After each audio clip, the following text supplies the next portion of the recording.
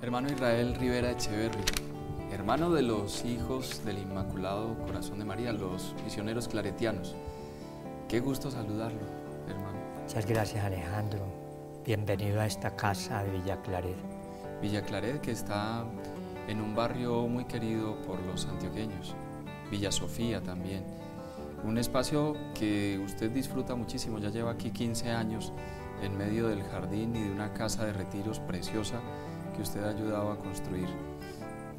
Yo me siento muy complacido de poder visitar cada vez que voy los lugares de los misioneros claretianos, porque me encuentro en los mismos espacios como la forma de vida, como el estilo de vida, como la espiritualidad que les ha dejado Monseñor Claret. Muchas gracias por recibirnos y vamos a comenzar a hablar de lo que ha sido su vida en esta comunidad que tanto bien le ha hecho a la sociedad.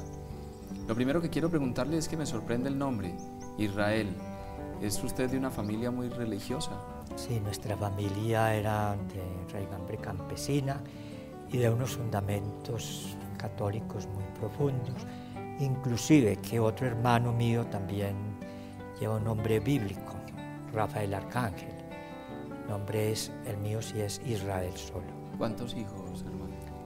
Nosotros fuimos 6 hermanos del primer matrimonio porque mi madre quedó viuda muy joven, dejando los 6 hijos y se volvió a casar al año. Del segundo matrimonio tuvo 3. Del primero salió un sacerdote y mi persona religioso, y del segundo otro sacerdote.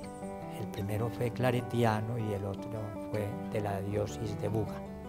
Nació entonces en Buga, en la ciudad Milagro, en el Valle. En la ciudad Milagro. El 5 de junio del 46. De 1946. ¿Qué recuerdos tiene de la ciudad? Una ciudad muy tranquila, nunca pues con el apogeo que hoy tiene. Prácticamente un pueblo pues movido por el acontecimiento pues, del milagroso, pero cada vez ha cogido más fuerza. Ahí nació la vocación suya. En Buga nació mi vocación porque yo vivía cerca a la Basílica de los Redentoristas, la que regentan los Redentoristas. Y fui acólito por ahí más o menos de 9 a 10 años. Y un padre ayer Bechaus, que era redentorista, me motivó para entrar al seminario de los Redentoristas en Popayán. Ahí estudié 3 años y al final me retiré y opté por entrarme a la comunidad de los misioneros claretianos. Usted ingresó a la comunidad en el año 63, en Sasaima, más o menos a los 16 años y medio. Correcto, a los 16 años y medio ingresé en Sasaima, un pueblo cercano a Villeta, en Cundinamarca, más o menos a 2 horas y media de Medellín. ¿Qué le decía el Señor en ese tiempo? ¿Por qué descubría que podía dedicar su vida a la misión? Yo cuando a mí se me antojó entrar a la comunidad, después de haber estado estudiando 3 años, como dije antes, donde los misioneros redentoristas, llegué a Medellín en unas vacaciones de una Semana Santa. Yo tenía ahí un hermano que era de las escuelas cristianas, Rafael Arcángel, y le pregunté dónde habían unos misioneros. Me dijo, aquí al diagonal. Él estaba dirigiendo un colegio llamado San Carlos, que ya no existe, y al frente estaba la parroquia de Jesús Nazareno, y me dirigí ahí, y entonces me entrevisté con el superior, y luego pues con el encargado de las vocaciones, y pues muy pronto ingresé a la comunidad. Y ahí fue creciendo en sabiduría, digamos así. Antes de partir para Bogotá, yo viajé un 18 de abril y entonces entré al templo y mirando la imagen del corazón de María que está arriba en el camarín, le dije, corazón de María, que este viaje que voy a hacer a la comunidad de los claretianos no sea para regresarme dentro de 8 días, sino para permanecer fiel para siempre. Y esa fue mi convicción, y desde un principio convencido que mi vocación era para hermano, vocación laical. Al principio los seminaristas que también convivían ahí en el seminario de Sasaima decían: hombre Israel, ¿y tú por qué no estudias, sigues para sacerdote? Yo nunca me dio la tentación. Yo tenía claro que mi ideal era para misionero hermano. ¿Por qué esa claridad? Porque ya había estado estudiando en Popayán con los redentoristas, y el director espiritual de esa época, allá en el seminario de Popayán, me dijo un día, en una conversación que tenía esporádicamente con él, me dijo que mi vocación la veía él más orientada a lo laical que a lo clerical. Y lo que me dejó muy clara esa idea, y realmente nunca me ha arrepentido en los años que llevo, jamás. Si yo muriera y volviera a nacer, volvería a ser misionero hermano en la congregación. Qué bueno encontrar esa convicción. Hermano, usted hizo el noviciado en este lugar precioso en el que nos encontramos, y digamos que tuvo el apoyo del padre Ignacio Montoya, quien era el superior de la casa en ese momento. ¿Qué recuerdos tiene del padre? ¿Qué impronta le dejó? ¿Qué marca le dejó a usted en el corazón? Correcto, yo tomé hábito, la sotana que nos daban en esa época, el 7 de diciembre de 1965. Y en enero, en ese año, se separó la provincia de Bogotá y la de Medellín, o se creó, porque apenas existía la de Bogotá, entonces se creó la de Medellín. Y en enero me tocó viajar, no con el grupo de mis compañeros que ya estaban acá, sino con otro sacerdote, porque tenía un problema en una rodilla. Estaba en tratamiento, entonces me postergaron el viaje para enero. Aquí vine en enero, hice mi noviciado hasta el diciembre de 1966, que terminé el noviciado y fui enviado en mi primer destino a Manizales, Caldas. Pero hablemos del noviciado. ¿El padre Ignacio le deja una huella a usted, le deja una impronta, algunos de los maestros?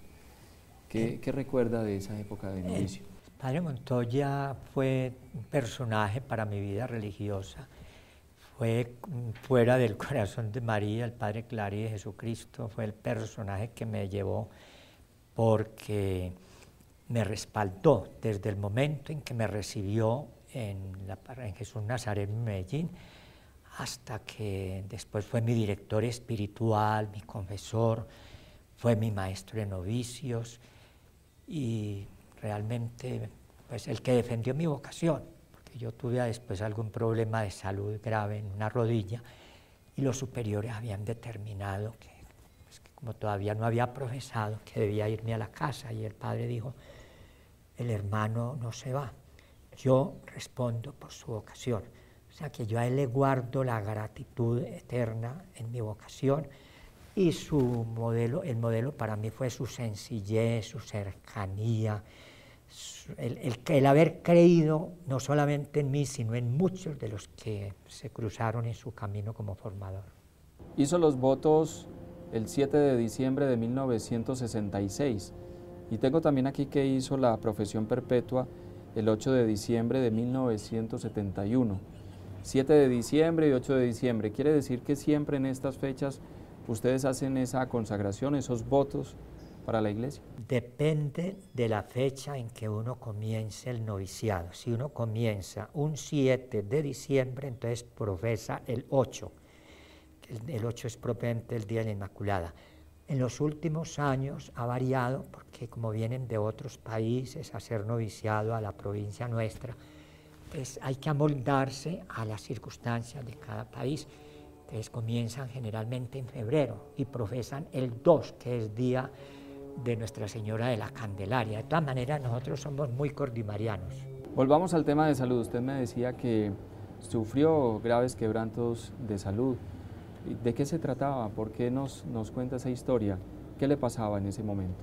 Porque recién entrado a la comunidad, en los paseos que hacíamos, que eran bastante largos y por lomas, en Cundinamarca, en Bogotá, sufrí una caída y se me zafó la rótula. Pero yo al principio no lo vi tan grave y la verdad es que yo me descuidé y cuando ya lo comuniqué ya tuvieron que hacer 2 cirugías. Una porque la pierna estaba un poco desviada y la otra para sacarla, para cambiar la rótula. Para poder enderezar la pierna me metieron 2 platinas que me produjeron osteomelitis en el hueso. Entonces fue una estadía de 6 meses, 5 días en la clínica Palermo de Bogotá. Y el decreto era amputar la pierna, pero el padre Montoya, otra de sus peculiaridades, la devoción al corazón de María, me llevó una imagen de la Virgen y entonces nos encomendamos a ella y pude regresar a Sasaima después de 6 meses de ausencia un 12 de agosto para celebrar la fiesta famosa de la Asunción, que era el 15, porque seguro que la iba a pasar en la clínica, pero estamos seguros de una intervención sobrenatural. Entonces, quedé con la pierna muy atrofiada, pues toda la vida he sufrido de la pierna, pero nunca quedé inválido como era el pronóstico de los médicos, quedar pues en una silla de ruedas o fuera de la comunidad. ¿Se había puesto en riesgo, digamos, la misión? Sí. Realmente ahí vuelve y el padre Montoya juega, porque él fue el que insistió en que me hiciera el tratamiento en la comunidad. Cuando determinaron que me fuera, porque veían que apenas comenzaba y que la cosa era delicada, él volvió y se planteó y dijo, yo respondo por la vocación del hermano. Y seguí adelante. Eso entonces no fue un impedimento para que usted pudiera seguir su deseo, ¿no?, de consagrarse, de hacer parte de la comunidad, ¿no? Usted empezó casi que a recorrer todo el país y empezó en Jericó, ayudando con los padres en Jericó y ayudando en la predicación especialmente. En Jericó fui trasladado en el año 1968 y ahí fue cuando comencé correrías en los campos con un misionero muy querido, el padre Emilio Gómez, que era el que dirigía la misión y me llevaba, pues nos íbamos a caballo por todas las veredas y ahí me inicié yo en el campo propiamente misionero con los campesinos. Ahí estuve un tiempo y luego ya comencé otras correrías. Luego usted vuelve a Cali, donde va a colaborar con la parroquia y el colegio de Colseguros. ¿Qué pasa en ese momento de su vida? Sí, en Cali estuve en un barrio llamado Colón, que era de un estrato muy bajo, la gente demasiado pobre. Ahí trabajé durante 12 años, aprendiendo muchas cosas. Realmente mi experiencia parroquial fue allí donde yo la aprendí, fue como mi universidad apostólica en esa parroquia. Luego me pidieron el servicio de colaborar en clases de educación religiosa en el colegio Claret que tiene la comunidad de allí mismo en Cali. Estuve pues mucho tiempo ahí dando clases. Sí. Ahí es donde usted empieza a descubrir esa pasión de fondo que es la catequesis, el trabajo con los jóvenes, con los niños, y en esto usted se vuelve un experto total, ¿no? Sí, fue como mi pasión, la catequesis, inicialmente con niños, luego con prejuveniles y luego con jóvenes.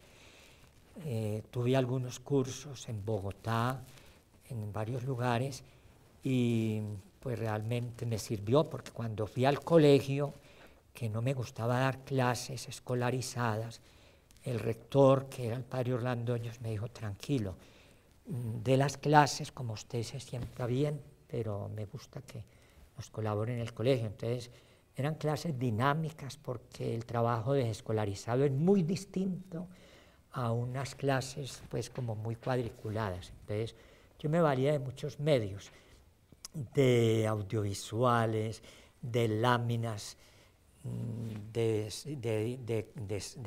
cassette, porque en esa época no existían los CDs, en fin, y con sociodramas, eran catequesis dinámicas que yo cada día aprendía más de parte de los muchachos y de parte de lo que yo mismo tenía que analizar para poder prepararme. Todo ese trabajo ha hecho que usted le llegue muy fácil a los niños y a los jóvenes, hermano. Sí, yo terminaba un año en un grupo y no es vanidad, pero el rector me llamaba y me decía, mira Israel, los muchachos quieren que para el próximo curso seas tú el que les des las clases. Para mí era comenzar en cero y era un problema porque para repetir con un grupo que ya había tenido no podía repetirles el rollo del año anterior. Entonces tenía que prepararme, trasnocharme, pero eso me ayudó a actualizarme un poco mentalmente. Y cuando hacía esas catequesis, cuando usted ya ha recibido esa formación y la puede compartir con ellos, ¿en qué les insistía a los jóvenes, a los niños? Fundamentalmente valores. Yo era muy enemigo de llamarlos por número. Para mí lo importante, lo esencial era la persona, y así sigue siendo la persona. Saber escuchar, saber valorar al otro. Trabajamos mucho en ese tema de la ronda de la sinceridad. Ponemos en el tapete lo que somos, lo que ven en nosotros, y realmente nos ayudó muchísimo, y ellos terminando el año se evaluaban reconociendo pues los progresos. Insistía mucho en la capacidad de servir. Hay una frase que es muy común, pero yo la convertí en consigna: si yo no vivo para servir, no sirvo para vivir.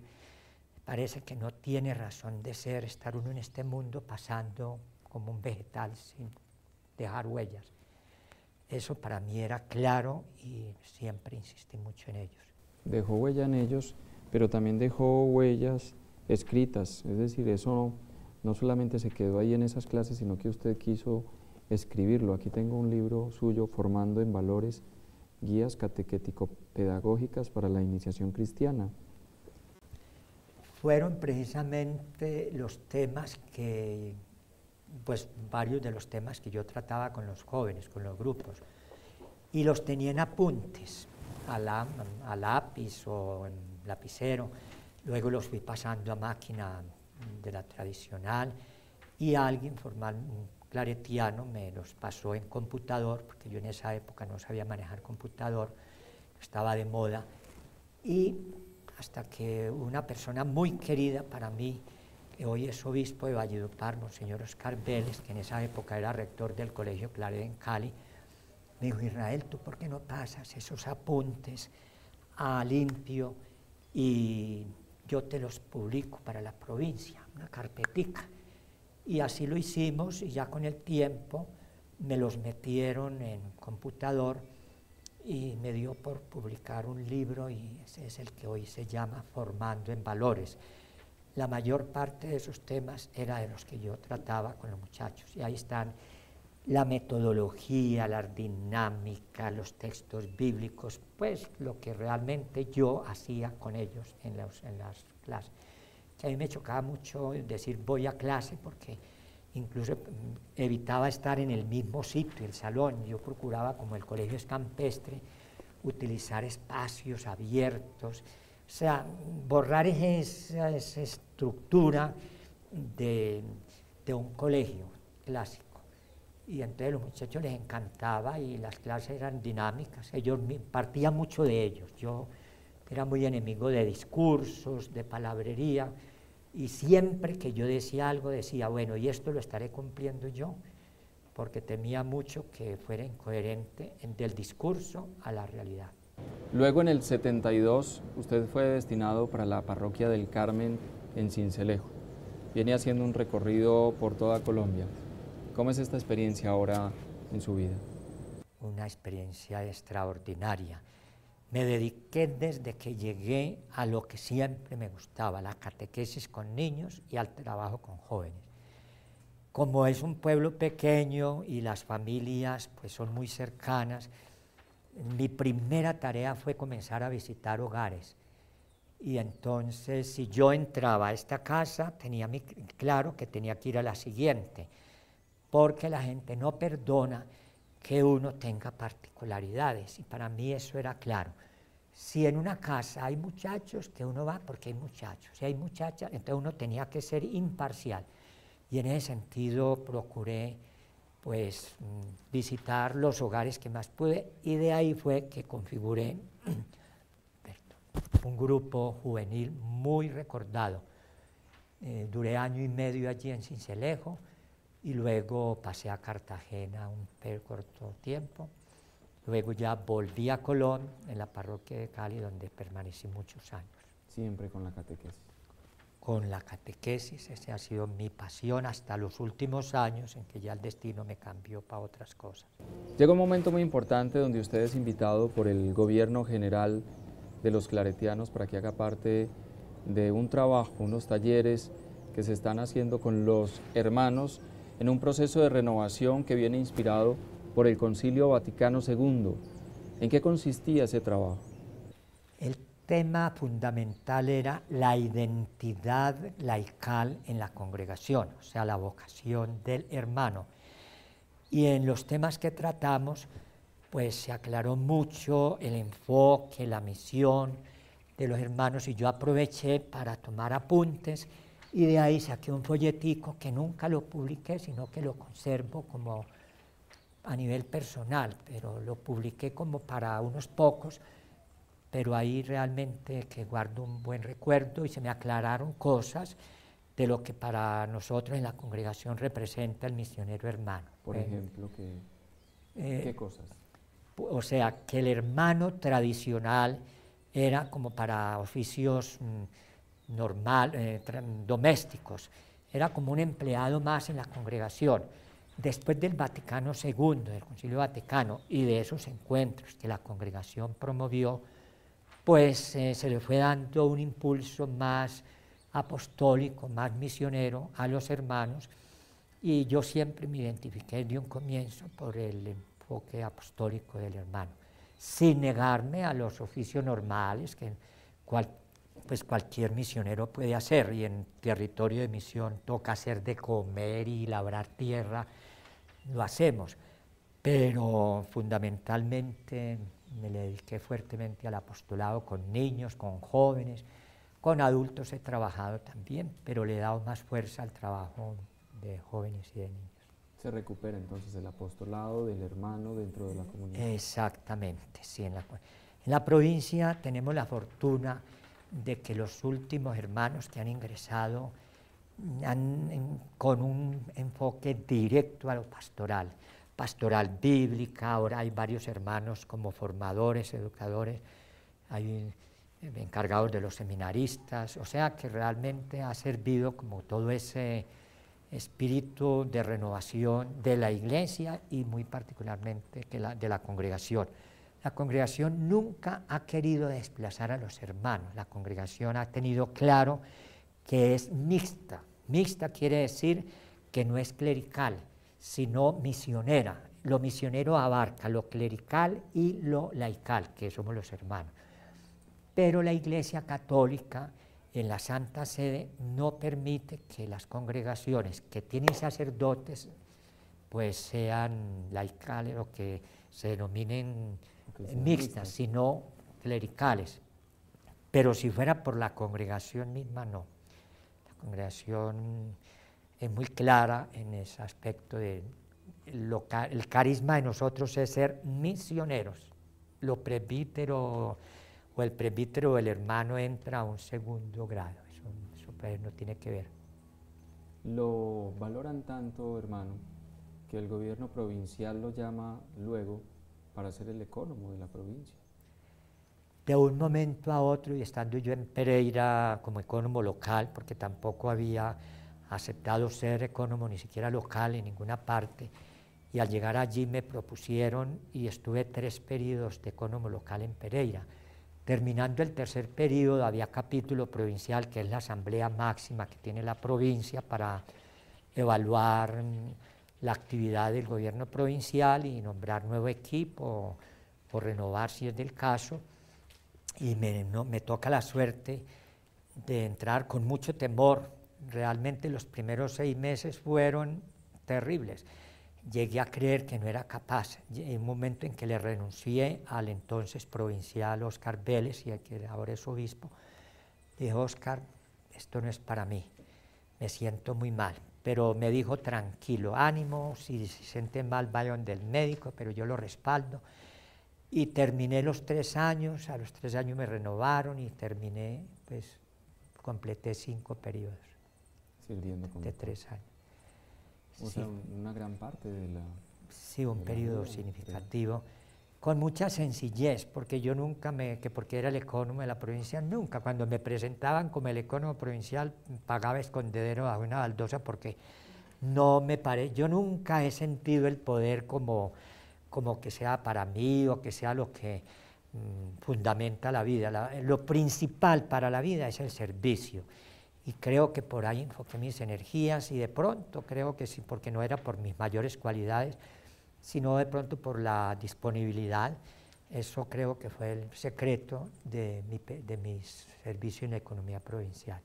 Buen catequista, fue buen predicador, un buen apóstol. Bueno, predicador no, pero por lo menos catequista, sencillamente, porque uno nunca puede sentirse lo mejor en lo que le toca, pero sí, es una cosa curiosa. Yo creo que he sido más autodidacta en todo lo que me ha tocado, en la catequesis, en la economía, y un gran valor que Dios me regaló es que consulto mucho. Alguien me llegó a decir que yo por qué consultaba tanto. Entonces yo le dije, porque dicen que el consultar, que la persona bruta es la que no consulta. O sea, no consultar es propio de brutos. Entonces yo no creo pues ni que sea muy inteligente, pero sí tenemos que ser pues prácticos y entonces yo todo lo que yo hago, en todo lo que sea posible, consulto. Y creo que demasiado, pero no me arrepiento, porque las cosas que uno trata de hacer es con el mejor deseo de que queden bien. A lo que iba con esto es que buen catequista, buen apóstol y buen administrador también, porque lo que estamos viendo aquí con Villa Claret es evidente, ¿no?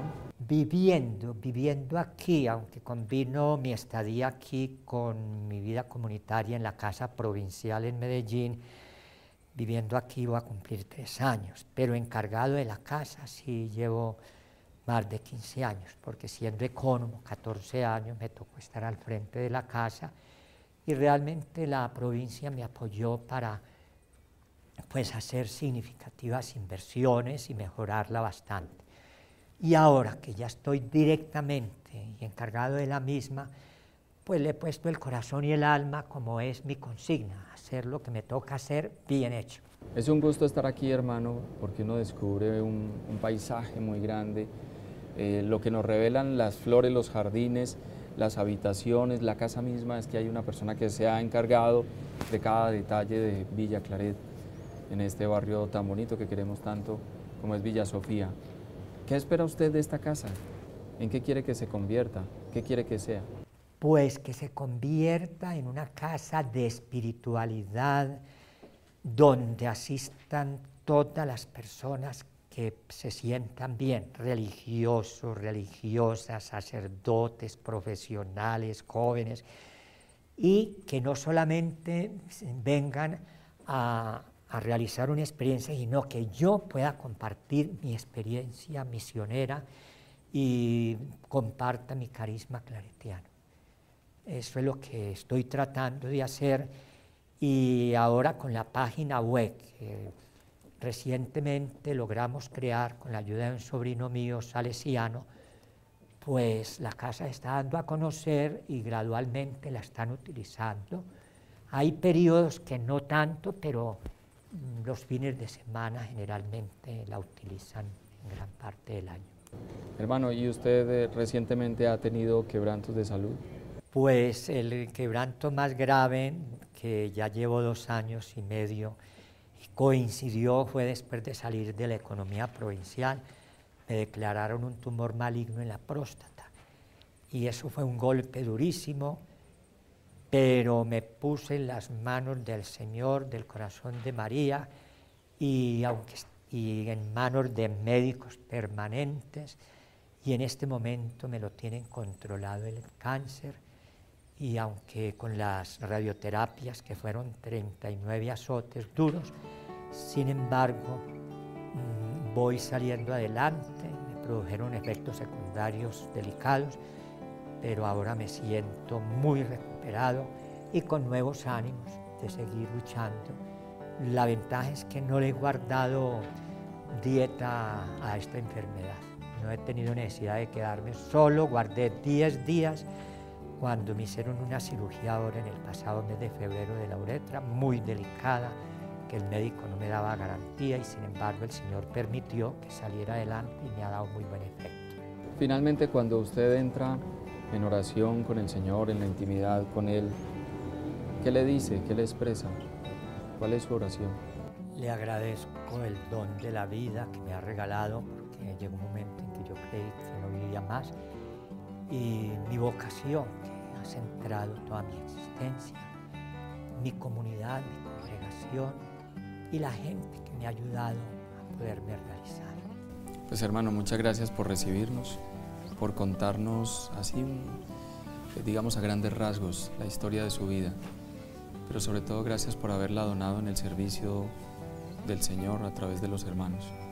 Eso los misioneros claretianos se lo van a agradecer toda la vida y la iglesia, porque necesitamos hombres que nos sigan mostrando el camino, ¿no?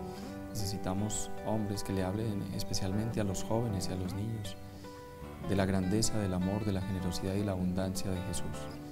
Muchas gracias por aceptar esta invitación. Muchas gracias, Alejandro, a Televida, por la visita, por esta entrevista que nunca había me imaginado. De modo que a usted mil gracias y deseo que para algo sirva después de